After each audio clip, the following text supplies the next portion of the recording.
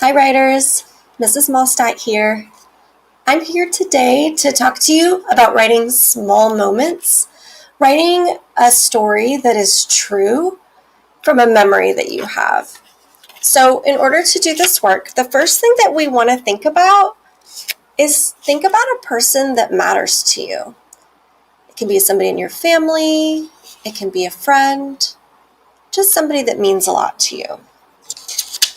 After that, we're going to list some small moments or some memories that we have with these different people. You can even think, what are some clear memories in your mind of things that you've done with that person or different interactions? And then last, we're going to choose one and write about that small moment. So when I'm thinking about people that are important to me, one person that's really important to me is my grandma. So I'm going to start with listing her. And so I'm going to be thinking about different memories I have with my grandma. So I remember when I was probably 8 years old, my grandma baked a special cake for my birthday, but she also made a little small cupcake for my favorite stuffed animal. And that was a dog that had these pink ears, and I loved that stuffed animal, that stuffy. So I'm going to write my memory when she baked a special cake for me and my stuffy. That was really fun. Something else I remember about my grandma is that when we would go visit, she would always do crafts with me. She taught me how to sew, and she loved drawing, and so that was really fun. So I could think about a certain time when she helped me learn to sew.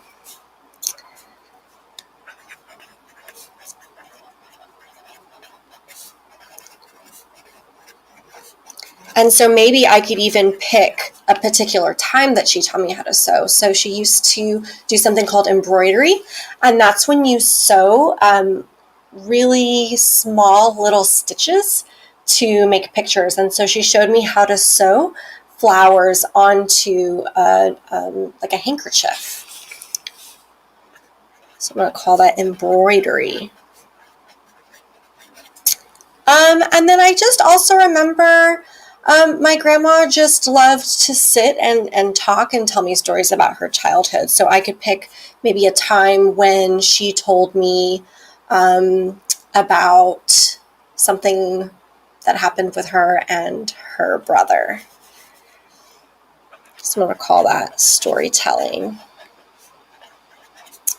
So then another person that's really special to me is, I'm going to say, my mom.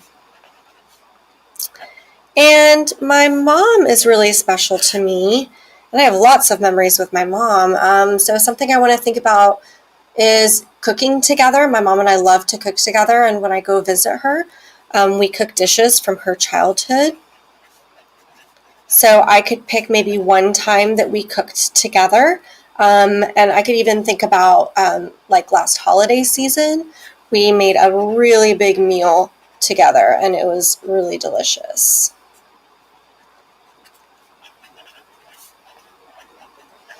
I also remember one time when I was a teenager, we went together to pick out a puppy, and so that was really fun.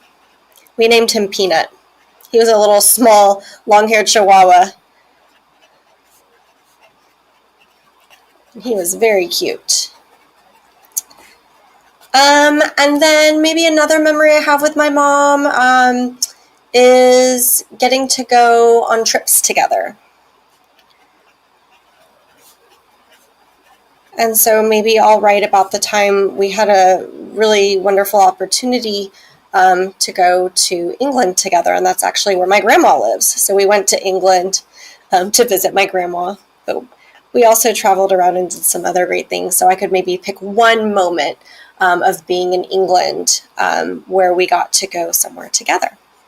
So I'm thinking that maybe I'm going to pick this moment. I have very clear memory of my grandma when she baked that special cake for me and my stuffy. And so then the next step that I would do is just start by writing about my memories that I have. I could start by opening up in that moment. Let's see, I might start by saying, I walked into the kitchen and I saw my grandma at the stove with icing all over her hands. And I thought to myself, I wonder what she's making.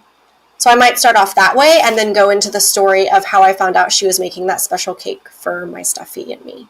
So, all right, writers. So as you write today, I invite you to try out this strategy to come up with some ideas for some small moment stories about moments that you have in your life and memories that you have in your life around people that are special to you. All right.